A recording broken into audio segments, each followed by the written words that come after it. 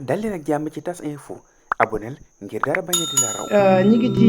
talaata di fanweeri fan ci mois de mai 2023 22h jot na ba teg fukki simili ak juróom-ñett ca Ndakaaru ca Pikine jàpp ci boori technopole ba nii ñuy wax ak yéen ci information yi am mooy benn bus bu Dakar dem dikk moom lañ fa taal muy tàkk ci jamono bii ñuy wax ak yéen jamono bii sax wax nañu ne sapeur pompier ña nga fa di fay lakk ko bis boobu nga xam ne mi ngi tàkk waaye nag lu bëri ci bis bi moom daanaka xaw na jeex mbir mi ngi xewee ca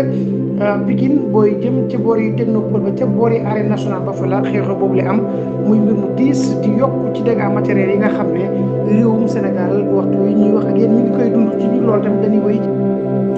moo ngi noonu kon mooy mbir moo xam te ne ñu ngi koy wéy di ko déploré muy yaay yoo xam te ne yu doy de waar jamono ji mi ngi am ci ay taal yoo xam te ne ñu ngi koy jëmal ci ay bus Dakar dem dikk te it dañuy xam te ñoo di seen yi war nañoo comprendre ci ni kat enjeu bi moo di lan ñoom